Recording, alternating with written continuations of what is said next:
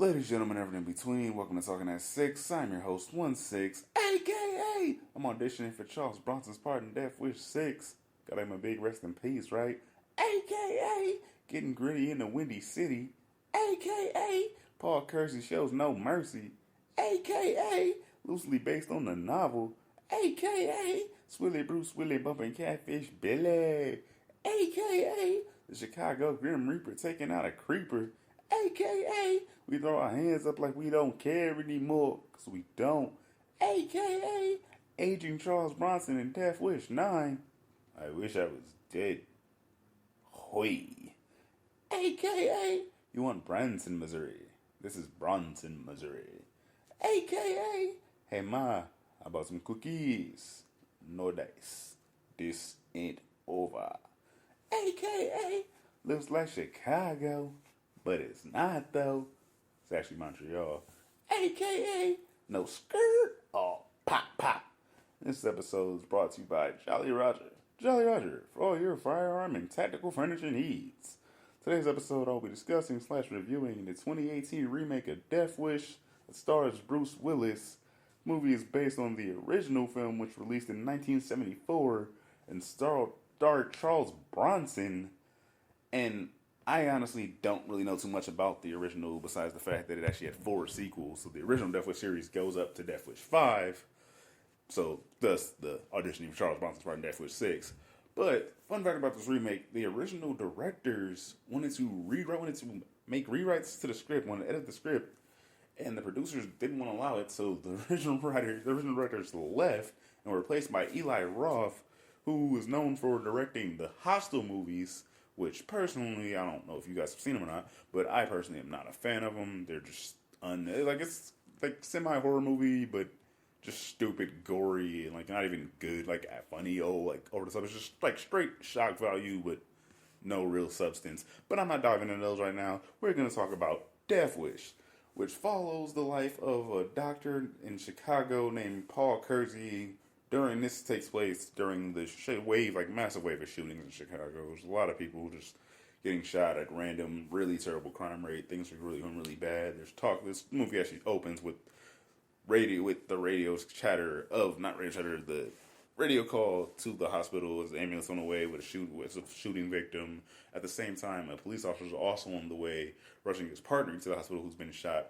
Ironically, the guy in the ambulance is the one who shot the cop. Unfortunately, the cop doesn't make it. Dr. Kersey arrives on the scene, tries to save him. There's nothing they can do. The cop, unfortunately, flatlines. As he's leaving, the cop's partner realizes that he's going to go try to save the man who just shot his partner. And unfortunately, Paul has to do his job. It's not really said if that guy, if the shooter makes it, pulls through or not. But then it cuts to some radio / news coverage of discussing the shootings in Chicago and just how the crime rate's highly rampant. Crime's everywhere. People are constantly getting shot. Ironically, the show cuts a lot to Sway radio show, Sway's Universe, cuts a lot to that. So I don't know how they did. I mean, I know how they do that. It's money, but shout out to them for doing that. Actually putting Sway in actual real, member, of the culture. Shout out to that. But actual part of the news culture in America, which probably would be covering Chicago. I don't know. I'm gonna be honest with you. I don't listen to Sway all the time. I don't listen to radio at all. And I don't live in Chicago, but, Anyway, the movie involves the life of Paul Kersey, who's unfortunately, his house is broken into during a robbery gone wrong. His wife is murdered, and his daughter is, shot in the head and winds up, in a coma. Kind of messed up.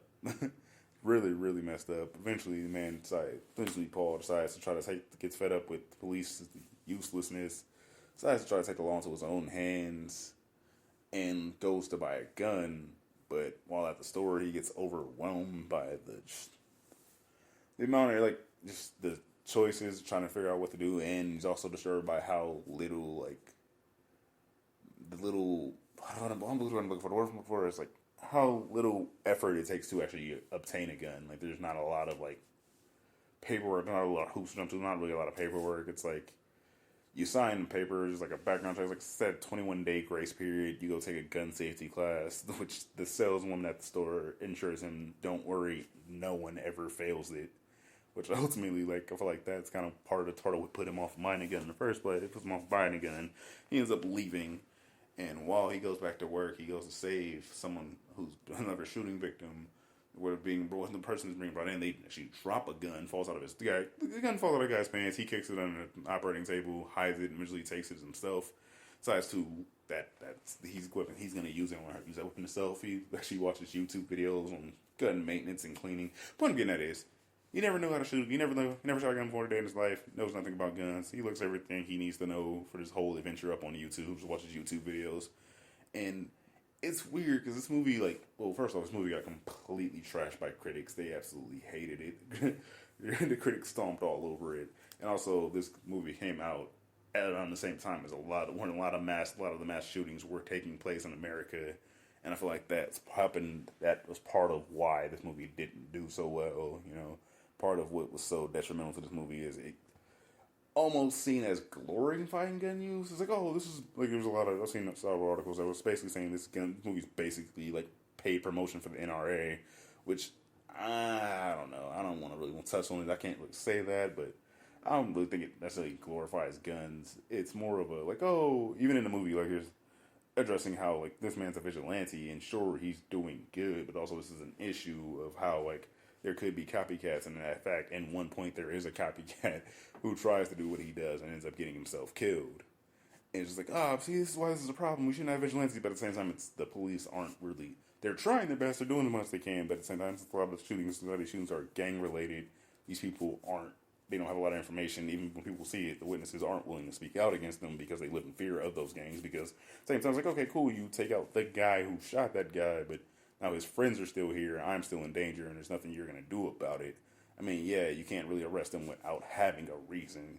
So it's kind of weird. Personally, I remember this movie being a lot better when I saw it the first time. Like, I watched it again recently for this podcast, but the first time I saw it, I thought it was great. Then again, I also saw it during a triple feature in which I watched The Hurricane Heist, and then Death Wish, and then Black Panther.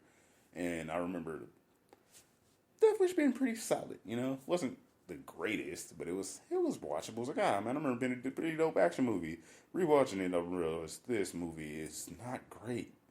Like, it's really not. Honestly, I don't recommend it, honestly. Like, I normally highly recommend action movies. I like action movies. I like really dumb action movies. They don't even have a good story.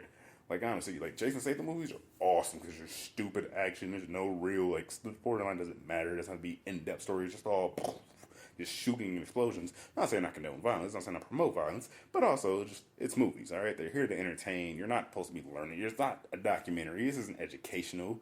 So, yeah, people saying this movie promotes guns, like, honestly, it really doesn't. If anything, it has, like, less guns than any other action movie I've seen. Like, what are you talking about? I've seen more guns in Marvel movies in this movie. Like, literally, the whole point of the movie is, guy goes out with a pistol and stops random street crime, and yeah, that's kind of a bad image to put out there. Yeah, he shouldn't be doing it. Yeah, it's stupid. He's like shooting petty, low-level. He's shooting criminals, but at the same time, this man's avenging his wife's death.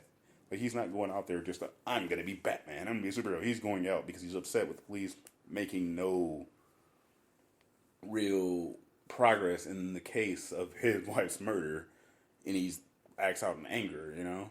Which I'm not saying, oh, great thing. Also, it's a movie. Who the fuck cares? Why are we taking our morality lessons from movies? Like, why are we taking life lessons from a fucking Hollywood action movie? Like, this movie was written. It's fictional, okay? It's based on a book. Oh, it's based on a book. That means it's based on a novel. Novels are also fictional, you know? No one said go out and do this.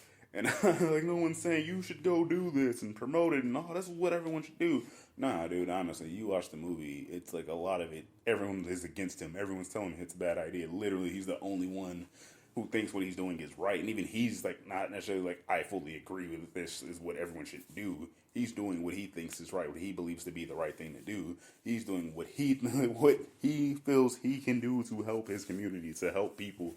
Like, there's one part where his little kid comes into the emergency room where he's been shot walking to school because there's a drug dealer in his neighborhood that won't let him walk to school unless you work for him. So this guy has a bunch of kids selling drugs for him, and if they don't, he threatens to shoot them. Like, Dude's fucked up. So what does Paul do? Paul walks up to him and boom, just straight blast him in the street in the middle of the day. And it's ironic because like the guy was sitting there talking to other I'm guessing his homies. Dude asks him, "Who the fuck are you?" Pulls out a gun. Bruce Willis pulls out the straight your last customer. Just pop, pop, pop. Walks away. Homies right there didn't do shit but ran off. They shot him. Everybody else in there ran up, came up, stole all his money and ran off. The cops come up, ain't nobody seen nothing. It's like, just give him a vague description. No one really wants to cooperate. At the same time, it's like, oh man, it's a white guy in the hood shooting black guys. Isn't this racist? But it's like, I mean, he's taking out drug dealers and criminals that are terrorizing neighborhoods. So technically, what he's doing, we agree with what he's doing. You look at it, it's like, this is racially fueled. It's not racially fueled. It's seriously the man taking out criminals.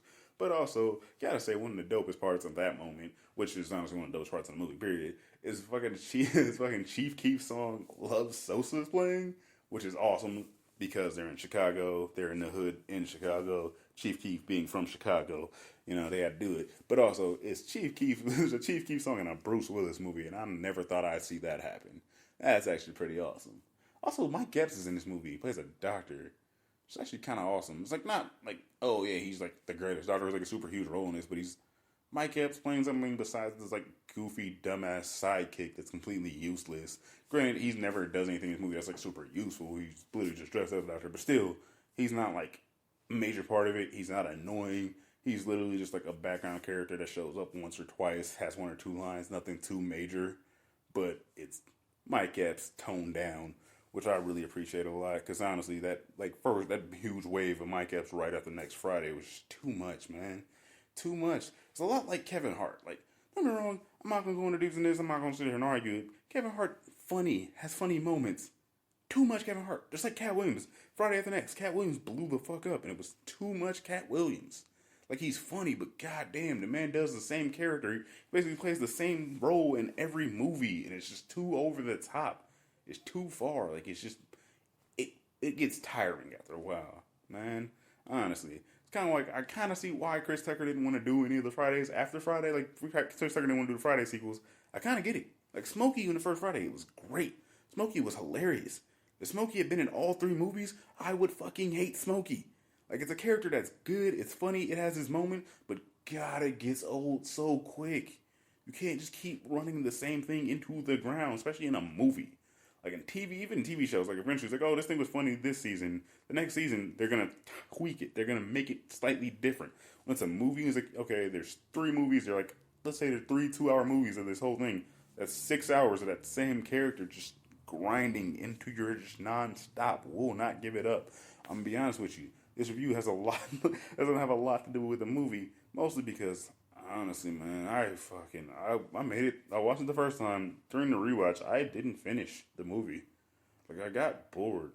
And not because, like, oh, it's boring, not action. It's just, like, originally why I liked it was because it's, like, just, he's not, like, super action-y badass. It's, like, it's not, like, Die Hard, where he's, like, a cop who's used to this, who does these type of things all the time, who, like, just steps into action and knows how to save the day. It's average Joe. I mean, like, yeah, he's a doctor, and that's not really an average job, but he's just, like, a normal dude, no real gun experience, not really pro-violence, kind of mellow guy, just living his life, normal family man, just, like, being just average dude, doing what he does, making it through the day, but he's pushed to try to do something, and this leads him down the trail of being a vigilante, which I like that build-up, but also at the same time, it's like, this movie, for an action movie, it wasn't action-y, man.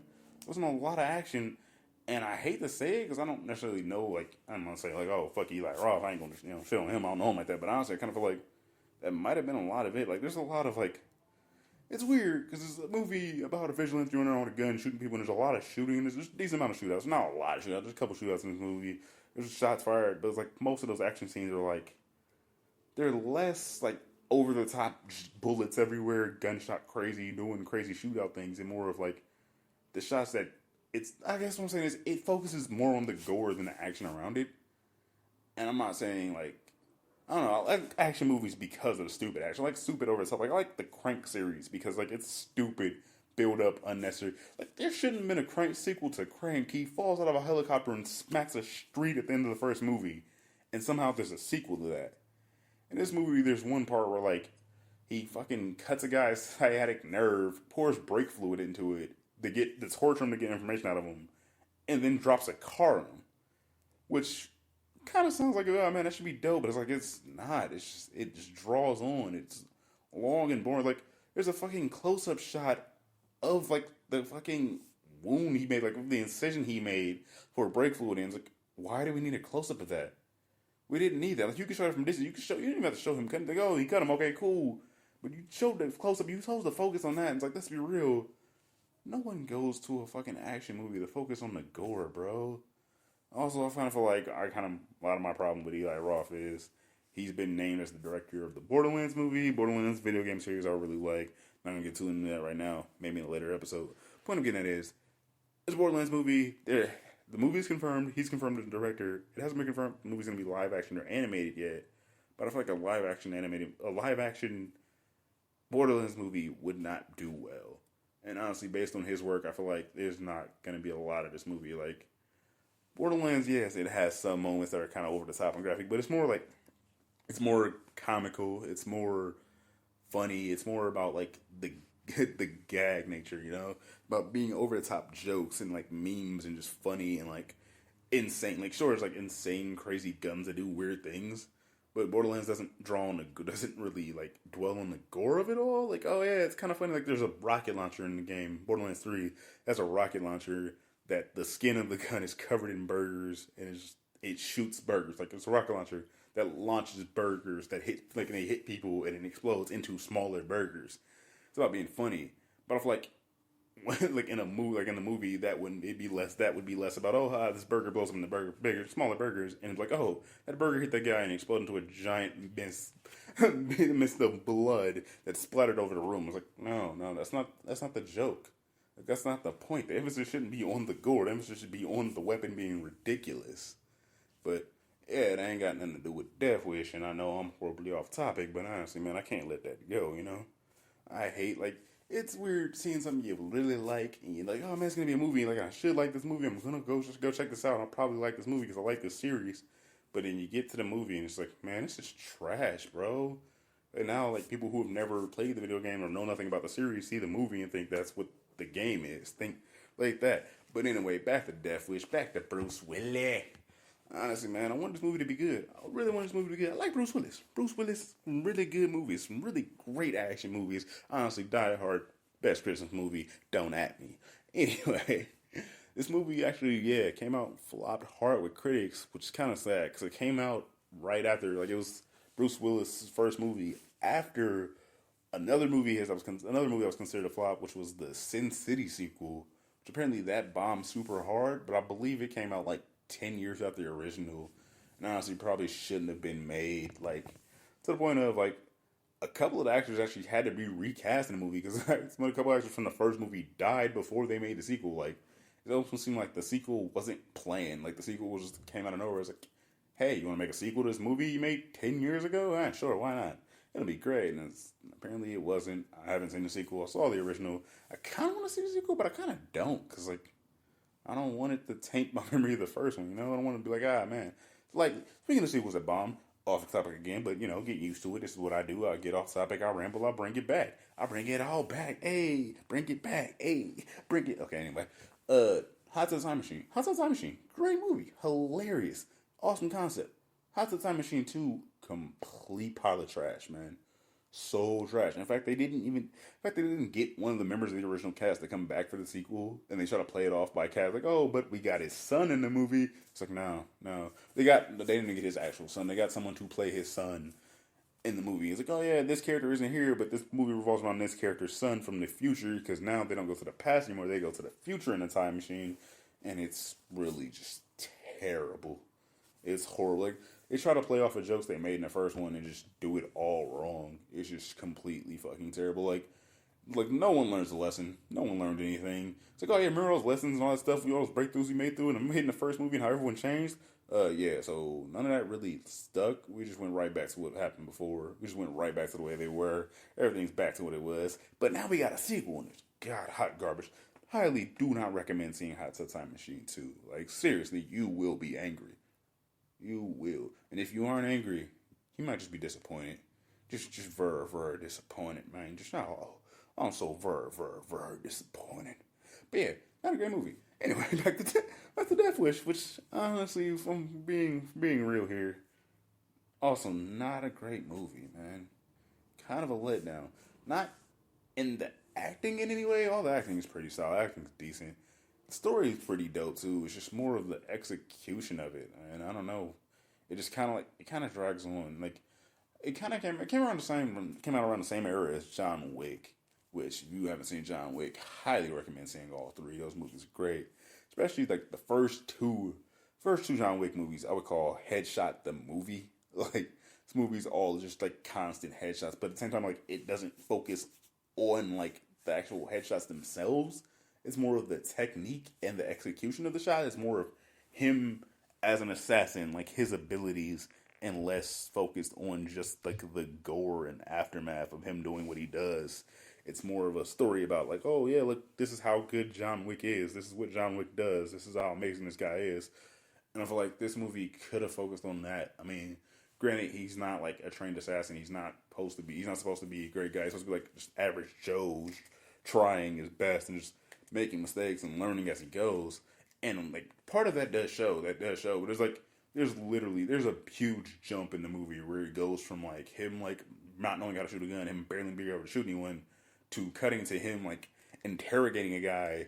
He has him tied up underneath a car that's held up by a jack, like elaborate death trap, like torture situation, which kind of makes no sense. Like nothing he's done would lead you to believe, oh man, he's just like, well, he knows about the medical study, yeah, because he's a doctor, so he knows the medical terms and like the things to do to get information out of the guy. But the whole nothing he's ever done to show like, oh yeah, the whole car setup thing would make sense. He would know to go straight for that. He's shown, it's like no, like he just stereotypical. It's kind of like showing stereotypical dad, but he's also like mostly all his personality is shown as like clean cut doctor. Like they allude at him having a past of some like violence, him being kind of a badass in the past, but now he's like super tame, super toned down, like guy who's just being classic dad shit, And it's like, man, y'all could have like, I don't know. I guess a lot of it feel like it just came out of nowhere. Like, there's no like build up to him. There's a slight build up of him. Okay, he starts off. First thing he does, like he tries like to stop this woman, like dudes are harassing her on the street. He tells him to stop. Like, what did you say? He's like, I said, leave her alone. Like, kind of shook. Just before he gets the gun, he's kind of shook, and they just walk up and start beating him. Like it's two dudes. They just knock him out. Like dude socks him in the face and then just starts kicking him, and they walk away and leave him. But it's like he did nothing in that situation. He reacted no way. And you're telling me like he doesn't feel like powerful. He doesn't get power until he gets the gun. But it's like even then, it's still like he doesn't know what he's doing. He's super half-assed. And like he stops a carjacking, and it cuts from like him like nervously shooting a dude to he hits one of the guys driving. The other guy gets out. He walks up on a guy and straight like stands over him and executes him. And it's just like what the fuck? Like where's the there's no build up. It went from this guy wants to do good but doesn't know how to do it to just straight cut to him like hardcore stone cold killer to oh yeah, he's invincible. Like he goes home, turns on the news, sees nothing about sees no stories about what happened, and just goes to sleep peacefully. It's like the fuck? That's not a what kind of transition is that? But then like a video of him stopping the cardiac video of the shooting goes viral because someone was filming it, and ironically during the video you can't see his face, so even when he sees that all over, like he looks online, sees videos of the shooting all over the internet, but doesn't see can't see his face in the video, so he's like happy, he's calm, he goes back to like normal life, like nothing happened, but still also looking for one of the guys who robbed his house comes in, like gets shot, ends up at the hospital. He steals the guy's phone. And it's like it's kind of like I feel like it's stuff that would be like, oh man, this would be super dope and super badass if he was set up as more of a badass. But basically, guy dies. They can't even with a gunshot wound. They couldn't save him. He dies. He steals the guy. He steals the guy's phone. Uses the thumbprint of the corpse to unlock the phone, so he can try to find like any information he can about him. And also, the gunshot victim had his watch that was stolen from his house. Sees the watch, so he steals his watch back. I get that. That makes sense. Why wouldn't you? But he also steals the guy's phone and tries to use it to track down the guys that helped rob his house. And it's honestly makes no sense. Like, there's a lot of just rapid jumps in this movie. Also, kind of spoiler, but the ending of the movie, he ends up moving to New York. Moves from Chicago to New York, which is actually backwards of the original. One of the few things I know about the original was the original took place in New York, and at the end of the movie, Paul goes to Chicago because he's like the cops are somewhat onto him. They're kind of onto him before they can catch him. He moves to Chicago, where where the whole cycle starts up again. Once again, cleans up the streets of Chicago. Charles Bronson, cleans up the streets Bronson style. But in this one, he goes from Chicago to New York, and like while he's there, like he still sees this guy, like standing on the street corner, he sees this guy like steal bags from like a bellhop cart by a hotel. And as the guy's running away, he makes eyes with Bruce Willis, and Bruce Willis is like the finger guns at him. And like that's kind of to be like, you know, homage to the original. Shout out to, hey, you know, better watch yourself, buddy. But it's like, also, who cares? Like who? Like I'm gonna be honest with you. It's like, oh man, this movie might get a sequel. Yeah, I don't want it to get a sequel. Like it probably won't, because that movie was pretty trash. Like honestly, sad, because like it was great concept, just executed fairly well by the actors. Like there's no like major flaw that I saw from the acting. It's just the writing wasn't fully there. Like a lot of it felt like it could have been like better executed. There could have been more like effort put in to try to make this story work better. Like there's not a lot of like, I don't know. I feel like there's just kind of dropped the ball. Like there's not a like, oh yeah, like there's no redeeming factor to him. It's like, yeah, you feel bad for the guy because his wife's murdered, his daughter's in a coma. Spoiler, his daughter eventually pulls through. But like, you feel bad for him, but eventually you just kind of don't care anymore. It's like the cops are inept, and the cops are trying their best but aren't getting anywhere. The cops don't start to make any progress until he starts taking out people. Then they start suspecting his brother is actually the vigilante, and it's like, oh, this whole like trap of him trying to cover his tracks. The cops are trying to find the vigilante now. The cops are technically looking for him while he's also still looking for the guys who took his wife. And then the main guy who's part of it finds him and tries to set up a shootout. It's like, just like it's, I don't know. It's like it could have been a better movie. It was almost great. It was almost there, but it just kind of falls flat, man. Just really, like, there's much better Bruce Willis movies. It's also, it kind of reminds me of, like, The Punisher. But, like, if The Punisher didn't have a military background, Punisher had, like, no background of, like, tactical training. So it was like, yeah, I say that a lot. It's like, guy basically learned on the job. Which, I wouldn't expect him to be great. I wasn't expecting him to be, like, the most crazy, like, assassin. Like, I wasn't expecting John Wick levels of ability. But I don't know, I guess I just expected more, like, I don't know. I guess maybe if it wasn't Bruce Willis, it might have, like, seemed more believable, but it's like, Bruce Willis is badass in almost every movie he's in, like, just crazy shit, just super awesome. But it's just like, man, this wasn't great. This wasn't even really good. Honestly, like, I was like, man, I should really watch that movie. Why can't I, like, I couldn't bring myself to watch it, and it's like, I don't know why, then I started watching it and realized, oh, this movie actually wasn't good. My memory of this movie was a lot better than the actual movie. Man, I thought it was gonna be something. Thought it was gonna be a great one. Thought it was gonna be, you know, I don't know, not Die Hard, but I mean, maybe, I don't know. Have you ever seen I don't know if you've seen The Last Boy Scout. That's a good one. Last Boy Scout, Bruce Willis, David Wayans. It's kind of like Die Hard with a vengeance, except for they're just both assholes to each other the entire time. Like, there's like, oh yeah, like, there's no real bonding moment. Like, even when they try to bond, they're still just jerks. Just giant jerks to each other. But, yeah, honestly, like, you want to watch a Bruce Willis movie, go watch The Last Boy Scout. Fuck Death Wish. It's not worth it. Just go check out The Last Boy Scout. It'll be a lot better use of your time. It also has stripper Halle Berry in it.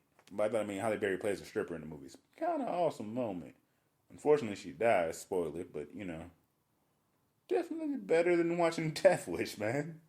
God, just, I don't know. And I guess there's the controversy of like, oh, the movie's technically set in Chicago. Like, the setting is supposed to be Chicago, even though they filmed it in fucking Montreal because it's cheaper and easier to film in Montreal. Movie posts, oh yeah, this movie's Chicago. Man, that's Canada. Anyway, but yeah, I guess that was kind of a hot button issue with the shootings, with the high level of shootings in Chicago being such a real thing. But yeah, I guess the timing was like, oh yeah, the timing was off. Honestly, if this movie had came out in a time where there wasn't such a high level of violence and things weren't so tense in an area, or set in an area where things were so tense and people weren't so, like, gun control wasn't such a big deal or so controversial, it still would have been trash. Like, it just wasn't enough. Like, get me wrong, I get it. Like, the original took place in the 70s where, like, crime was actually starting to pick up. So it was like, oh, man, that was, like, pretty relevant at the time. And, like, even then, what I've seen, like, people were like, oh, yeah, it's still kind of, that one was kind of not the greatest reception to it. And then the sequels, apparently there's 4 of them. So apparently every sequel, like, ramped up in ridiculousness. And the movies, they just got more and more ridiculous by the time, like, they filmed the last one. They were just so over the top and unnecessary. But, I mean, it's Charles Bronson.